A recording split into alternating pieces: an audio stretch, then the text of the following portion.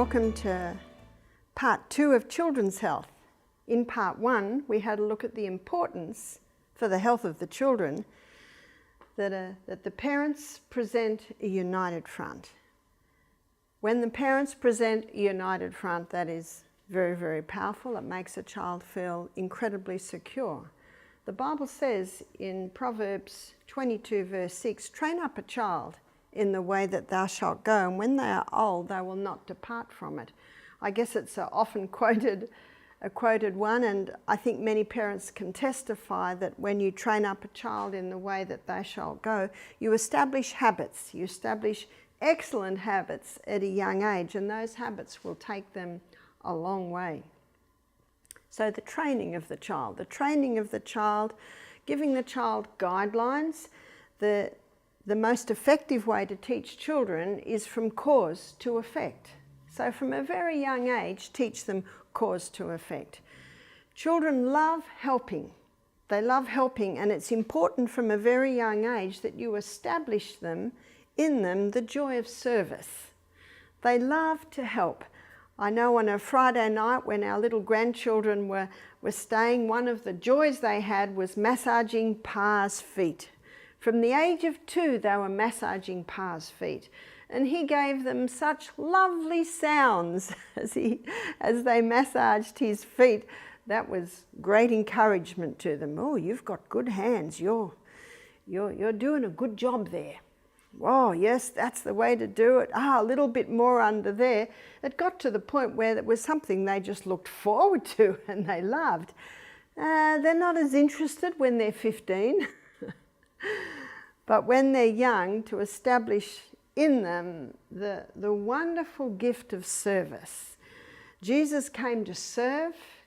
He would have us take up the wonderful role of service and also to teach the children.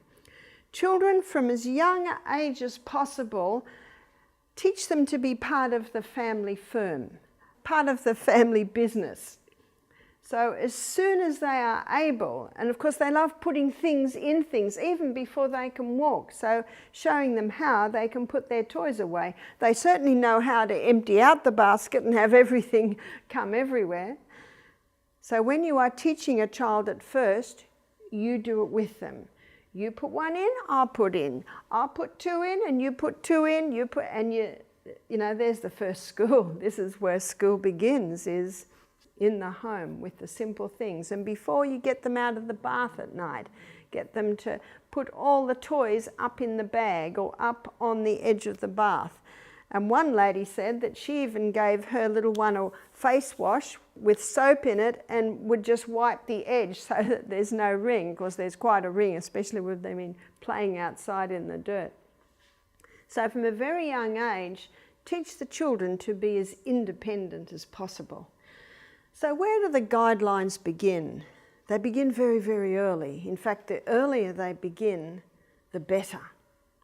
I'll tell you a story of what happened with my little grandson. My little grandson had an allergy to the wheat and the dairy that his mother was eating. He just was not putting on weight. He would cry a lot. My son said to me, "Babies cry a lot." I said, "No, they don't." If babies are crying a lot, that's an indication that something's wrong. Something's wrong. And I love the statement that Ellen White put in the book Child Guidance. She says, "Give the child nothing that they cry for." Now, obviously, if a child falls over and hurts themselves, of course you pick them up and comfort them. They're hurt. But if they're crying for something they want, always get them to stop. And as soon as they stop crying, and then you can pick them up, no matter what the age. Obviously, we're not talking about a newborn baby. Obviously, we're not talking about a 3 or 4 month old baby. But when they're getting to 5, 6 months, you can certainly train them. They've just woken up from a sleep and they're crying. You go in, stop. And you smile. You know what the smile says? "I love you." Stop. And as soon as they try to stop, then you pick them up. If they start crying big time, put them back down. Stop. It might take a little time at first, but this is how you can train your little ones not to cry for everything that they want. My daughter taught her babies sign language from a very early age. I think this is please and this is thank you. So before they could even talk, there was always an acknowledgement of thank you. And the first words is please and thank you. But if they still can't talk, it's I think that's please and this one's thank you. Just simple things, just acknowledgement that of appreciation for what the parent has done. I also read in Child Guidance where she said children should never be praised and the things they do should never be praised. And as I read that, I thought, well, what do you do? And when you read on, she says children need encouragement and they need appreciation. And so when my little grandsons were massaging Michael's feet, we'd say, thank you so much. Thank you so much. You are massaging well. You see, not praise, but appreciation. And it can make a huge difference in the way that child relates to adults, the way that child also sees themselves. When you appreciate what the child does, when you are thankful for what the child does, the child experiences the joy of accomplishment and the joy of helping and pleasing others. And that's very important. So I'm going to give you the story of my grandson who had an allergy to the wheat and the dairy his mum was eating. So they put him on goat's milk. And he thrived on goat's milk. He started to put on weight. He did not cry so much. He started to sleep better. What we say in Australia is the proof's in the pudding. You might have that saying too. It's cause and effect. The child is now happy. So in other words, the food that the child is having is sitting well with him. So I visited, and I think little Sonny was probably about 10 months of age. He was put onto the goat's milk from, I think, about 5 months of age. So now he's 10 months of age. And I noticed that his mum made up the bottle and laid him on the lounge to feed. And I said, oh, can I please hold the baby and feed the baby? I think it's very important, if you cannot breastfeed, that you always hold your baby. Look at your baby and hold the bottle. Just pretend that you're breastfeeding. Hold them close. That's a lovely nurturing time. And I would feed him, and then he began to poke me. His little finger started to poke and to pinch, and it hurt. And I put my head away. What does that baby want? He wants me to look at him and smile and say, oh, you are so lovely. You can say that then because they don't quite understand it. They just know that they're nice, warm words coming. For a little 3-year-old, I would not say, oh, you are so lovely. I would say to the 3-year-old, thank you so much for being such a great helper. Hasn't Jesus given you the most beautiful hair? And let's brush it and make it look nice and neat. So they're the things that you would say. So I'm saying to this little baby, oh, you are such a lovely little baby, but he started to poke, so I put my head away. Now, what does that baby want? He wants my full attention. He wants my smiles. So he's not happy that my head is turned away. I keep my head turned away for maybe 30 seconds. That's a long time when that baby's wanting you to look at them. And then I come back and I smile. You know what the smile says? I love you. What did my head going away tell him? Unacceptable behaviour. You see, it is our role as parents to show them what is unacceptable behaviour and what is acceptable behaviour. I start again. Oh, you are so lovely. And it took a couple of minutes. He started to poke me again. So I put my head away again. And this time I kept my head away for 40 seconds. He's starting to get irritated that I'm not looking at him, so I come back again. And I start again. Oh, you are so lovely. Are you liking that milk? Isn't it lovely milk? It's so warm. Just all the little bits and pieces that you say to them. And he started to poke me again. Now this time, it was about a minute before he started poking me again. So I put my head away again. This time, I kept my head away for maybe 50 seconds. When I came back, I smiled again. He never did it to me again. He never poked me again. Now I realise why the mother was putting him on the lounge. Because his mother, rather than look at him, she liked to look at her phone. And there was only one way he could get attention, and that was to poke her and pinch her. He had learned that's how I get mum's attention, but she'd reacted by just putting him down to feed him, so he lost he lost mum, he lost everything. That baby never poked or pushed again. So babies will try things. They're not being naughty because they don't know. And that's where you train them. By cause and effect, you train them. So let's say the child is 10, 11 months old and eating some cucumber and throws everything on the floor. The mother comes along and picks it all up and puts it back on the tray. Or gives him a new bit. And the baby's happy because baby got a reaction, so baby throws everything on the floor again. The mother frowns, don't throw it on the floor, and picks it up, but the child really just got a reaction. Now, one man said to me, when he came home and saw his little one doing that, he got a little chopstick and he just flicked the baby's wrist. And that hurt, and the baby cried. And the father said, no. Can you see that little pain is giving a message to that baby, oh, I mustn't throw things on the floor. I'm not going to throw anything on the floor again, or I will get that little sting. See, it's just like touching the fire. If they touch the fire, they'll never touch the fire again because, ow, it hurt. That's all the training or the guidelines or the discipline is. It's just training them on what to do and what they cannot do. Now, unfortunately, in one situation, the mother got angry at the father because he'd flicked the baby's hand. She said, don't, she's only a little baby. Can you see what's happening right now? The baby is already seeing some dissension there. Now, even though the baby can't talk, the baby can pick up very quickly anger. They certainly know the difference between anger and laughter. And what the mother has just done, she has just been irreverent to her husband. She has just been disrespectful to her husband. And what happens now is the father gets angry at the mother and some of his love starts to dwindle a little bit. I say to the mother, it's not worth it. It's not worth it. This is your man.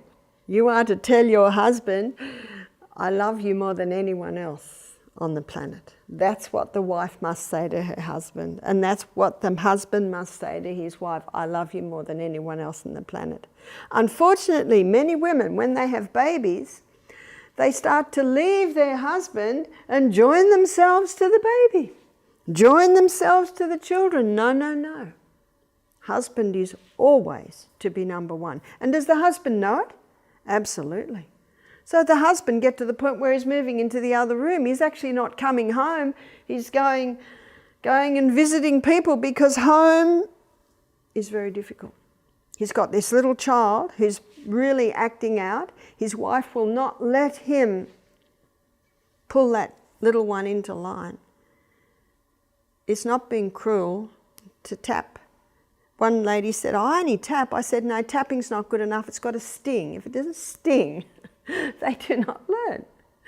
They do not learn. One lady said, my husband, my little crawling baby, if the baby gets near all the wires at the back of the television or the computer, he flicks the little one on her hand and the little one cries. And the father says, no, no, and picks the little one up and takes the little one to where she can go. And that wife, she was angry with her husband. She says, my little one, no, no, don't be angry with your husband.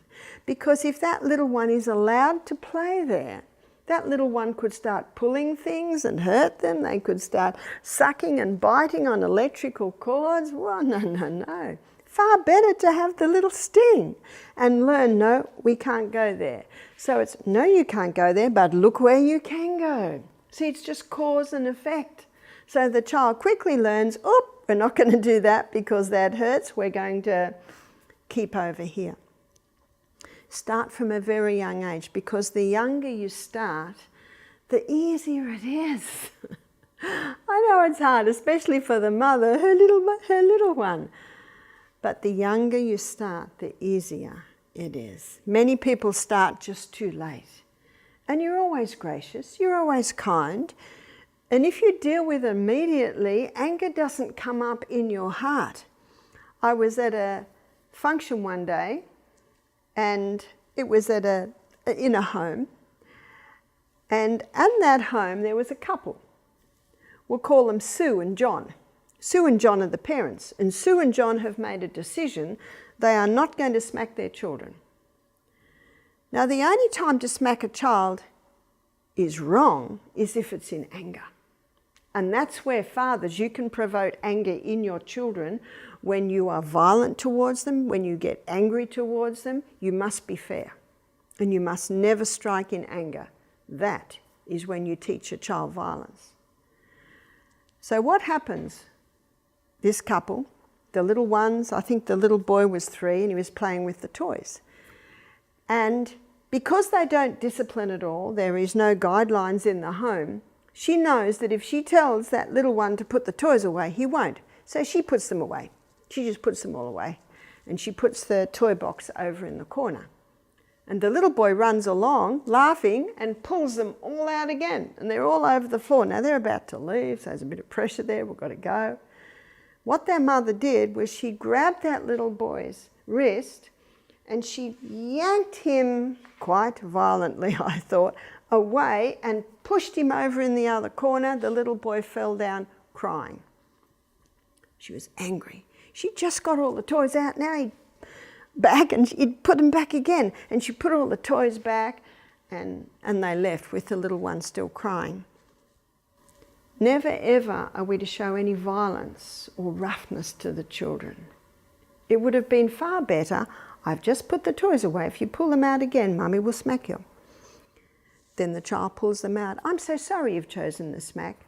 Whack! That stung, it hurt. The little one cries, and then say to the little one, now you help me put them in, you help me put them in. You see, that does not hurt a child. Well, there's a little sting, just like if you touch a fire, your finger will be burnt. They recover. But the violence of that mother pulling that and yanking that child, that harms a child. So because there are some people that will strike in anger, it's almost as if that's been thrown out. Another proverb is Proverbs 29:15. It says, rod and reproof give wisdom, but a child left to himself is a shame to the mother. I'd also like to present that child is a shame to that mother, because that mother can't take that child anywhere, because he will not do anything she says. He will throw a tantrum if he can't go his way. It's a shame. And another proverb says it can end up be bitterness to she that bore her or bore him. That's why parents, come back, be united, have this united front. Come, join yourselves together, be as one in how you're going to raise and handle when things happen like this, when children challenge, and children challenge at every step. So it is our role as parents to show them. Don't get angry. When you get angry with a child and when you yell at a child, you tell the child, I don't like you. My sister Fiona, she's a ballerina. She stands like a ballerina. She had her own ballet school for a while. She's a very gracious woman. She has 4 children, 2 boys, 2 girls. And a girlfriend of hers said to her one day, Fiona, you believe in smacking, I don't. I've never seen you smack your child, and I'm smacking mine all day long. Why is she smacking hers all day long? Because she hasn't given them any guidelines. Because she doesn't give them guidelines, they be naughty and naughty and naughtier. She gets angry, she gets frustrated, and she ends up striking the child. I love my sister's response. So when her friend said, I smack mine all day long and I've never seen you smack your child, my sister's response was, oh, I always give them a choice. In other words, sweetheart, you can't go here. If you do go there, then mummy will have to give you a smack. You can't go there, but you can go here and you can go there and you can go all around here, but you can't go there. And eye to eye. That's what you do, eye to eye. Did you get that? Is that nice and clear? Yes. Okay. She comes back, the child is there. And she says to the child, I'm so sorry you've chosen the smack. Because who chose the smack? Not the parent. She smacks the child, she puts him here and says, don't go there again. Now it hurt. So the child quickly thinks, I'm not going to do that again because that hurt. I was minding a little boy one day. It was when my children were little. And a lady said to me, Barbara, do you mind if I leave my children with you? They're 7 and 5. Little boy was 7, the little girl was 5. They said, we have to go to some meetings in town. We've got some documents we have to sign and it would be just easy if we didn't have the children. I said, certainly, I'm home all day. And what happens when I minded children? They usually just play with my children. But this little boy, this little 7-year-old boy, he followed me everywhere. When I was doing the dishes, he was drying them. And the little girl did everything the little boy did. And then I went outside to do something and he came with me and he helped me there. Where were my children? Well, they were actually all doing their school because my children were homeschooled. It was in the morning. So I was happy that these children were with me. And then the little boy said, would you like me to get some kindling for the fire? They're the little tiny sticks. I said, I'd love you to. Everything he did, the little girl did. She was incredibly shy and she's incredibly quiet. She just stood by him the whole day. And if I smiled and looked at her, she quickly looked down. I say to parents, don't be concerned if your children are shy. Far better to have a shy child than a precocious child. And children learn much by watching and listening. And so this happened all day. After quite a few hours, I looked around at the little boy and I said, your parents must be so happy to have such good helpers. Notice I'm not praising the child. Notice that I'm showing gratitude and appreciation to everything he's doing. I said, your parents must be so happy to have such good helpers. He said, it took a lot of smacks to get us this good. I was very impressed with that answer. He was giving all glory to his parents for his goodness. He was even acknowledging that there had to be a few smacks to get him that good. He wasn't mortally wounded or pained from what his parents had done. Obviously, his parents had laid the guidelines out. If you do this, here's your reward. But if you do that, that is the consequence. It's basically as simple as that, because cause and effect is the basic law. What does Proverbs 26 verse 2 state? The curse causeless shall not come. There is always a reason for things happening, and there's always an effect. So teach the child from cause to effect. And when they leave your home, you will be presenting to the world children who are honourable, children who value honesty and obedience. And where has that all been learnt? It's all been learnt in the home. Very important that for the health of the children, that guidelines and limits and training happen at those very early age. Whenever we learn a habit, it makes a strong pathway in the brain. Under the age of 3, you can change the pathways and the old pathways disappear. But over the age of 3, the pathways stay there. So under the age of 3 is the most important time to train the child.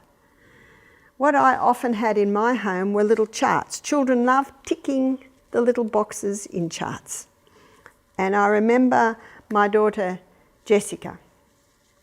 She called herself Pookie, because when her brother-in-law first saw her, he said, it's a wee Pukanini Nunu. They're New Zealand, that's what they called her. So she called herself Pookie. So we made Pookie's pyjama chart. So we had this little chart.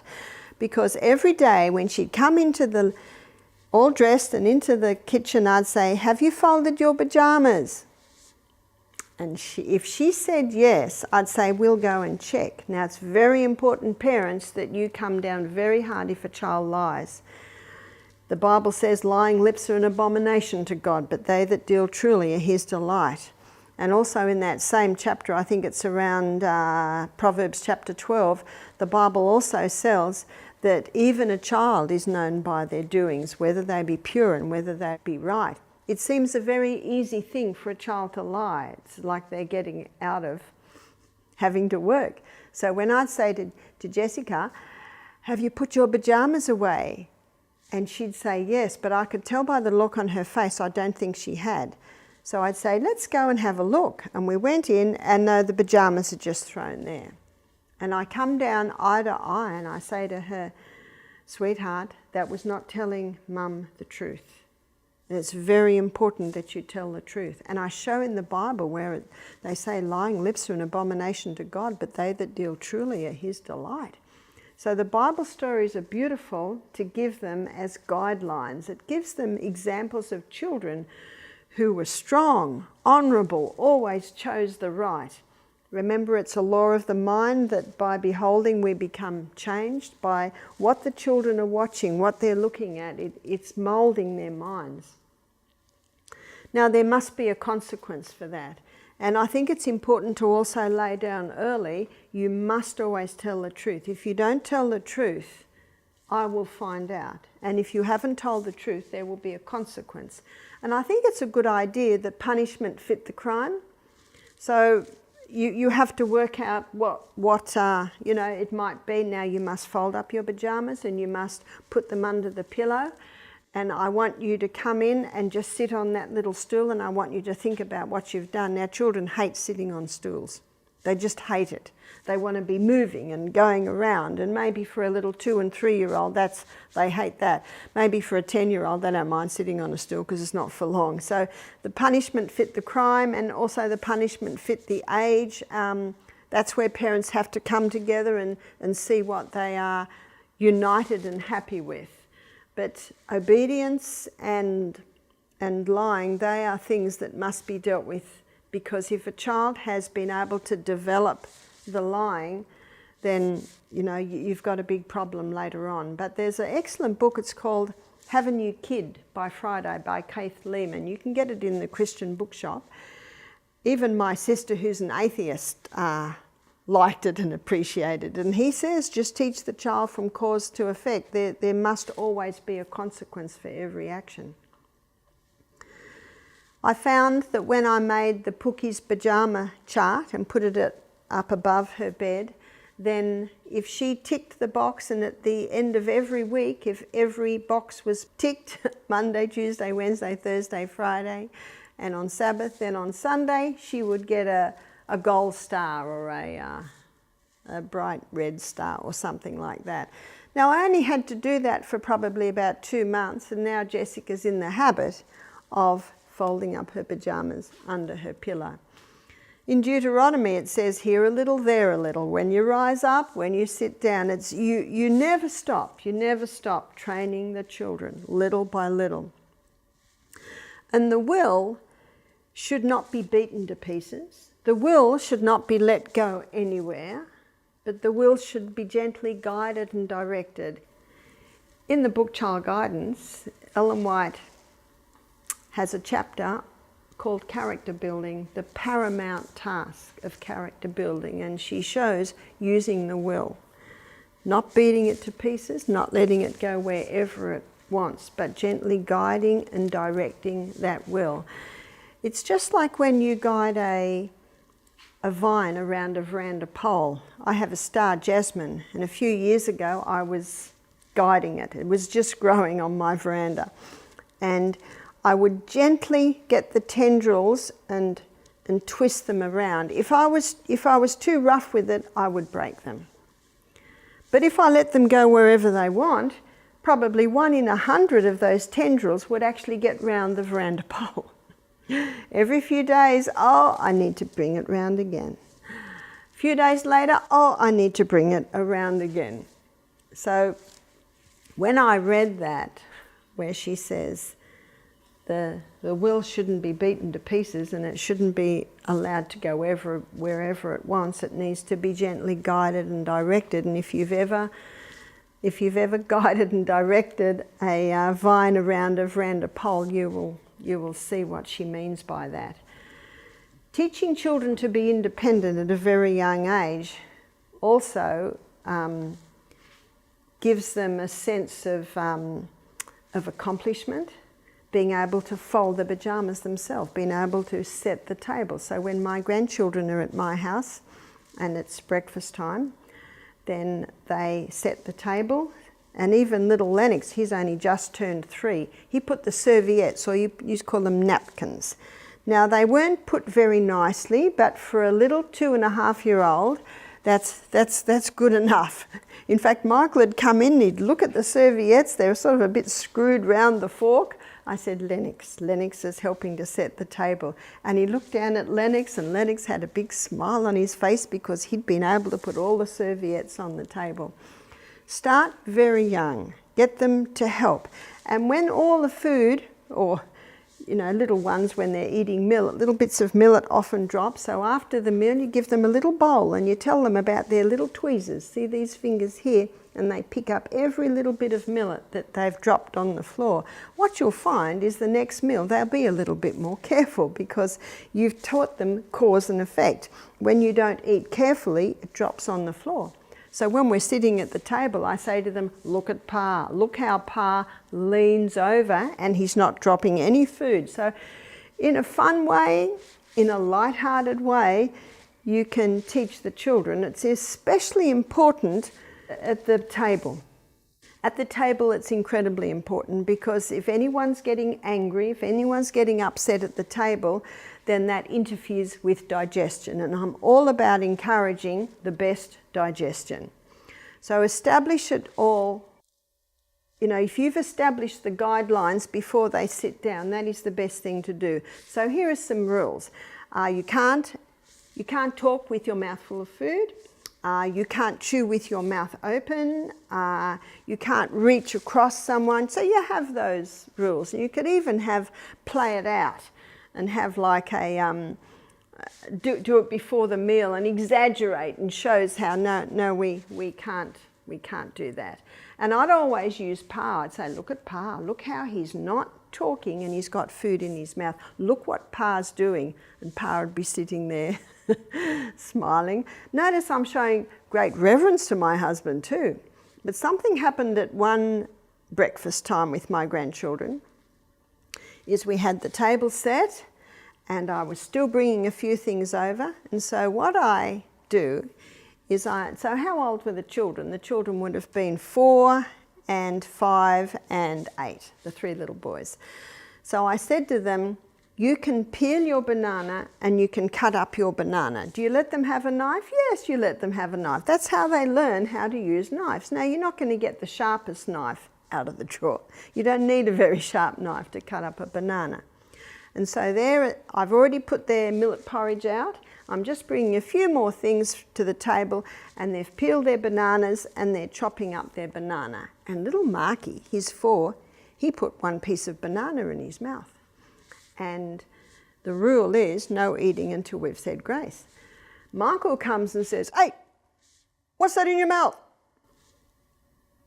Mark looks at him. And of course, we all knew it was a piece of banana. And Michael said, go and stand over there. Little Marky got down. He stood over in the corner and he's about to cry. Now, what does my grandmother heart want to do? My God, it's only a piece of banana. That is the worst thing I can do. I might have thought Michael was a bit harsh there, but the worst thing I can do is to say that. That's the worst thing I can do for my grandchildren, and it's the worst thing I can do for my husband.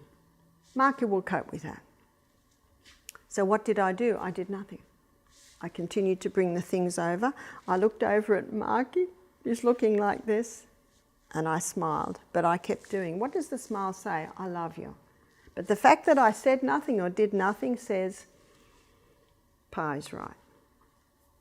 So we're all sitting down about to start. He looks over at Mark and he says, you can come over now. Mark runs over and sits at the table. He's nearly crying. And I look at him and I smile. I say, it's all right. It's all right. Pa says grace and the children can start to eat. And Mark takes a big breath and starts to eat his breakfast. That's how you do it. You never say it, even though I might have thought it was a little bit harsh. It was just a piece of banana. But do you know that Mark never put any food in his mouth again before we said grace? It's just showing them the guidelines. Mark wasn't really being that naughty. He knew he shouldn't eat, but I guess he didn't think about it. You know, sometimes they make mistakes. That's perfectly fine. He's just learning the guidelines. And then he looks up at Pa, and you know what Pa does? While Mark is eating his breakfast, he looked at Pa. Pa gave him a great big smile. You know what that smile says? I love you. What does that, hey, what are you doing over there? What does that say? That just says you've just done something that you shouldn't do. But we love you. We love you. We're just training you. We're just guiding you. We're just showing you what you can and you can't do. A merry heart doeth good like a medicine, says the Proverbs, and that's Proverbs 17, verse 22. It's important to laugh, it's important to smile, always. And the children at the table, if they want anything, they're to say, excuse me, can you pass the honey? Excuse me, could I have some of these? And then we say, why certainly. And then if I say, can I have the nuts please, and they're passed, I say thank you. And what my son taught his little boys to say is, you're welcome. You're welcome. You see, it's just basic courtesy. And it does so much in the home. I always taught my children and my grandchildren that they're princes and princesses of the Most High God. Now my son William, he's very strict with his three little boys, very strict. And I know that they have a naughty stick, but I have never seen my son smack any of his children. But one day they came running in and they were all laughing, and little Sonny must have been maybe 6, and his elder brother said, Sonny got the naughty stick this morning. I said, did you? And I looked at him and he said, yeah. Can you see the big smile? There was no, yes I did, no mortification. Obviously he did something wrong and he needed to get the naughty stick, but can you see it was all over? It was just all over. And that's one of the beauties of this sort of punishment, is just over. One lady said to me, I was brought up in a home where there was no smacking, and we did things wrong, we'd have to sit down and our parents would lecture us. And they'd go on and on and on and on. She said it was just so painful. We'd heard about smacks and we thought we'd much rather a smack. It's just done, over with, and it's all over. You see, when a child receives punishment for doing wrong, it takes away their guilt. And guilt is one of the main causes of depression. Did you know that? But when a child does wrong and there's an immediate consequence, then it's over, it's done. You don't even talk about it anymore. They've learnt their lesson. Michael says, discipline is like the electric fence. He said, every now and then the cows touch it to see if it's still on. Don't disappoint them. Obviously the punishment fits the crime, and obviously the age of the child comes into it. That as they get older, there might be different ways that you would handle it, but Keith Lehman, he's got a book, Have a New Kid by Friday. He's got another book, Have a New Teenager by Friday. He's got another book, Have a New Self by Friday. He's got another book, Have a New Husband by Friday. One lady was reading the book on Have a New Husband by Friday, and she threw it down halfway through and she said, stupid book, all it's doing is talking about me. Exactly. You can't change the husband, you can't change the child. What you do is you change the way you deal with it and the way you handle it. One lady was talking to me about her son who was 14, who was yelling at her. He just yelled at her.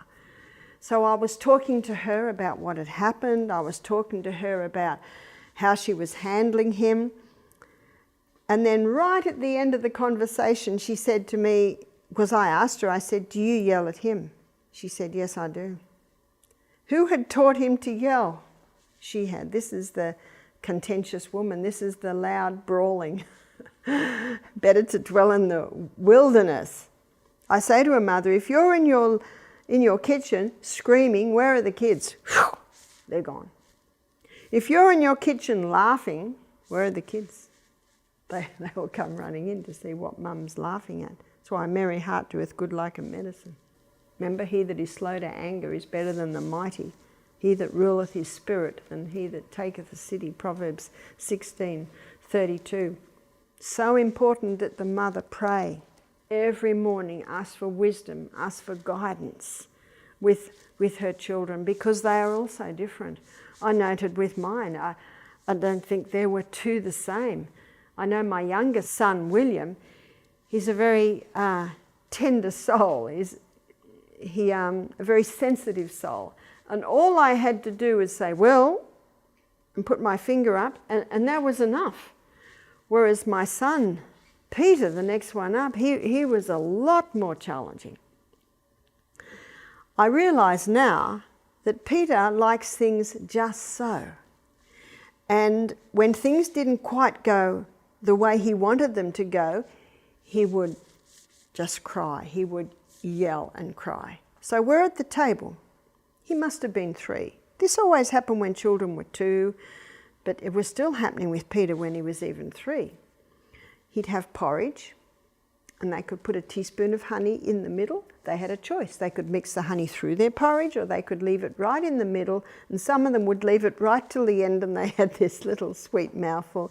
And usually they chopped banana on top. If the banana fell in the wrong spot, Peter would cry. If the banana happened to fall into the little pool of honey in the middle, he would cry. If the spoon touched the right, he would cry. So whenever he cried, he had to leave. That was the rule at the table. If a child cried at the table, they had to leave the table.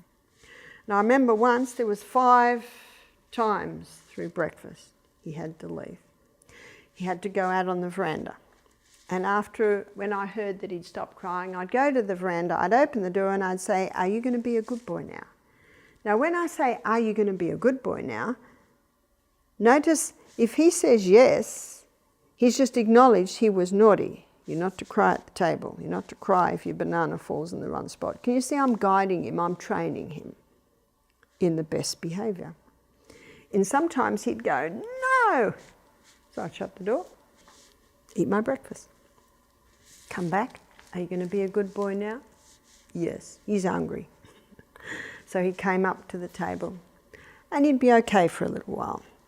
It got to the point where this was happening mostly at breakfast, because apparently the banana sitting in the right spot and the honey sitting in the right spot was very important.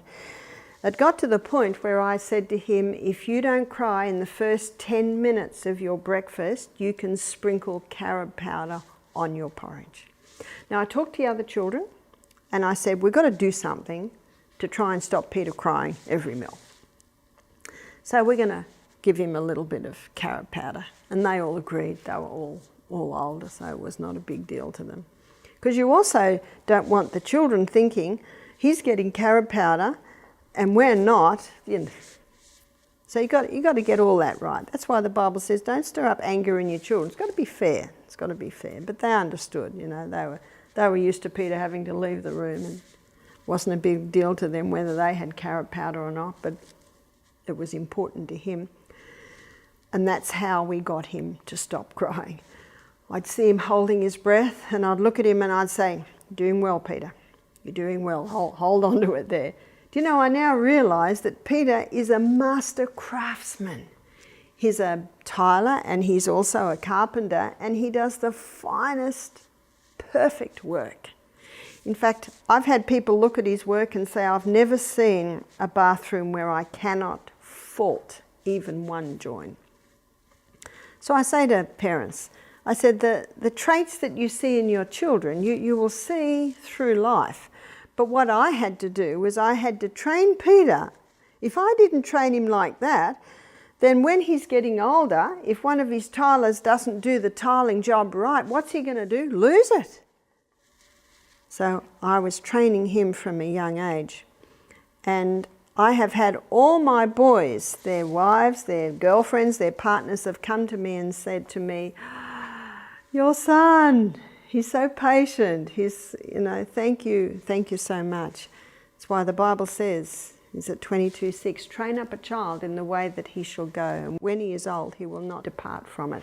He that is faithful in the little things will be faithful in the bigger things. And I noticed with Peter really was never naughty. It was just if things weren't quite right. They weren't quite the way that he would want them to be. So can you see the importance of understanding all that? Indulgence ruins a child. You've heard of helicopter parents? They're helicopters all around the child. The child can't think for themselves. They can't make a decision for themselves. So it's very good to give them choices. So you never say to a child, what do you want for breakfast? No. Here's the breakfast. Now, what would you like? Would you like chopped banana or chopped pear on your porridge? Would you like honey or maple syrup in your porridge? Would you like to sprinkle ground flaxseed or chia seed over your porridge? There's the choices. And my oldest son, James, to bed at night, what I would say to him is, are you going to take your bear or your elephant to bed tonight? The message is, you're going to bed. But can you see that I have given him a choice? I noticed when I saw him recently, he's still got the bear on his bed. he's in his 40s now. So you give choices, and what those choices do is that gives the child the ability to think and to see that you are trusting them with the ability to make the right choice. But remember, be careful with the choices you give them. It's not what do you want for breakfast. Which do you want, soy milk or do you want almond milk on your breakfast? Or what would you like to do? Let's have some choices. Would you like to clear the table or dry the dishes this morning? So see what the message is? You're helping. But you can choose actually which you want to do. What I used to do with my children, I used to say to them, the first child that comes into the kitchen to dry up for me can do the glasses and go. But the ones that come into late in the kitchen, they're going to have to dry up the big pot. So you give choices. I never let my children get angry. If I heard a loud voice or an impatient voice, I would drop everything and I would go and I'd say, what's the matter? He did this to me. Why did you do that? Because she did this. Well, why did you do that? And you teach them how to debate. But never ever were they to be angry. Never ever were they to be bad, loud words. No. And they were never ever to push or be unkind to each other. That was established. And that beautiful in Ephesians, it says, be ye kind one to another, tender-hearted, forgiving one another, even as God for Christ's sake has forgiven you. So if I heard a loud voice and I'd come down and they're fighting over something, I'd often just say that. I'd say, be ye kind one to another, tender-hearted, forgiving one another, even as God for Christ's sake has forgiven you. When I would say scripture, I would see them calm. Also, music in the background, have the hymns, have the gentle classical music in the background. But I have found when children are well watered, well slept, well fed, you get children who have nice natures, calm natures. So the training of the children, you could call it training, you could call it discipline, you could call it reproofs, you could call it guidelines, whatever you choose to call it, using from cause to effect is the most powerful. So what would I do if I had two little boys and they're angry at each other and there's been words said there? I said, no, never let your speech be always with grace. He that is slow to anger is better than the mighty. He that ruleth his spirit than he that taketh a city. You see, the word of God is a powerful thing. So then they had to shake hands and they had to say sorry. And sometimes I'd make them hug. Oh, they did not like that. Sometimes there needed to be a hug. My husband, see, when we married, These were the ages of our children: 10, 11, 12, 13, 14, 16, 19, 21. So we had a whole lot around adolescent age. And if there was ever an issue, my husband would call a court case. We'd have the court case. And the younger children could have an older child to represent them if possible. And you'd have a jury, and we'd look at the situation and work out what was the problem and how did it come to that. And then there'd be a discussion about what would the consequence be. And I remember his daughter, she was 11 at the time. She hated green barley, so the boys reckoned the best punishment for her was a dose of green barley powder in a little bit of water. But keep it light. Keep yourself in the best conditions.